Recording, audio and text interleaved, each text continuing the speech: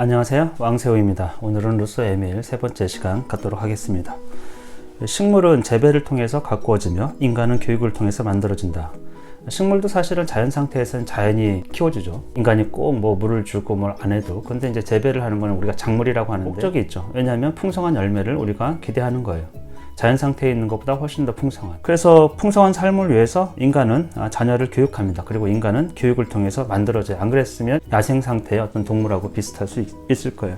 인간이 설령 키가 크고 강하게 태어난다 할지라도 그가 그것을 이용할 줄 알 때까지는 그것은 그에게 아무 쓸모가 없을 것이다. 그러니까 육체가 전부가 아니라는 거예요. 육체적 탁월함, 크고 강하게 태어난다. 날 때부터 자이언트, 거신족 그런 게 있다고 해도 사실은 그 육체를 사용할 줄 알아야 된다는 거죠. 그 큰 키와 센 힘 때문에 누가 그를 돌볼 생각을 하지 않기에 오히려 그에게 그것들은 장애물이 될 것이다. 만약에 가정에요, 굉장히 크게 태어났어요. 강하게 태어났어요.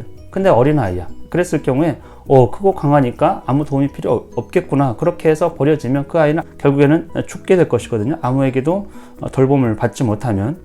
그래서 홀로 버려진 그는 자기에게 무엇이 필요한지 알기도 전에 굶어 죽고 말 것이다. 아이는 자기 욕구를 설명할 길이 없는 거예요. 만약에 정말 어른처럼 태어난 아이가 있다, 태어날 때부터, 그러면 죽기 딱 좋다라는 것이죠. 자연 상태에서 인간은 굉장히 연약하게 태어납니다. 사람들은 어린이의 무력한 상태를 한탄한다. 그러니까 어린아이가 아무것도 할 수 없죠. 무력하죠. 근데 그건 좋은 거예요, 사실은. 왜? 인간은 그런 방식으로 생존했거든요. 무력하기 때문에 돌봄이 필요한 것이고, 인간이 어린이로부터 시작하지 않았다면 인류가 이미 멸망했을 것이라는 사실을 알지 못하기 때문에 인간은요, 엄청 연약하게 태어나요. 그리고 그 교육의 기간, 부모의 품에 있는 기간이 굉장히 깁니다. 그 기간 동안에 필요한 게 사실은 교육이에요.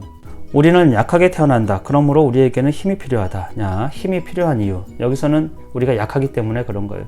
우리가 호랑이처럼 본성이 그랬다고 하면 사실은 우리에게 그 본성, 타고난 대로 살아갈 수 있을 거예요. 근데 인간은 약해요. 그렇기 때문에 자기를 보호할 수 있는 힘이 필요하고, 우리는 모든 것이 결핍된 상태로 태어나므로 도움이 필요하고, 아무것도 없이 빈손으로 태어나요. 그렇기 때문에 도움이 필요하고, 우둔한 상태로 태어나므로 판단력이 필요하다. 경험하지 않은 상태에서는 아무것도 없는 것이죠. 그렇기 때문에 우리에게는 이제 판단이 필요한 것이에요. 어른이 되면 필요하겠지만 태어나면서 가지지 못한 것은 교육을 통해서 우리에게 주어진다. 태어나면서부터 가지고 태어난 것이 아니고 가지고 태어나지 못한 것, 그것이 교육을 통해서 이루어지는 거예요. 우리는 육체를 갖고 태어나죠. 그런데 그 육체를 잘 활용할 수 있게끔 하는 것이 이제 교육이다. 그래서 루소가 여기서는 이제 교육의 중요성, 우리가 연약하게 태어난다. 아무것도 모르고 그래서 판단력이 필요하고, 연약하기 때문에 자기 신체와 여러 가지 환경에 적응할 수 있는 그 교육이 필요하다라는 거예요. 그래서 교육의 필요성은 어디까지나 한 인간이 자기 자신으로 제대로 설 수 있도록 하는데 주안점을 둔 것이죠. 그리고 우리는 교육을 통해서 더 풍성한 삶을 원하는 거예요.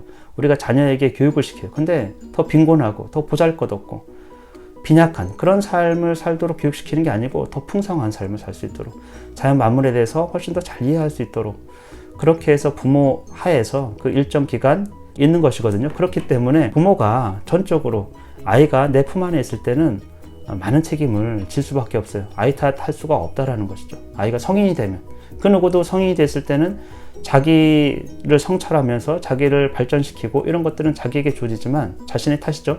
근데 아이가 부모 아래에 있을 때는 그 부모의 역할과 부모의 책임이 굉장히 크다라는 거예요. 왜 교육이 필요한가, 이런 것들에 대해서 한번 이 시간을 통해서 조금 더 살펴보고, 왜 내가 아이에게 이런 교육을 하고 그 목적이 무엇인가, 이런 것들을 조금 더 잘 생각해 봐야 돼요. 안 그러면 남들 다 하니까 시키는 거예요.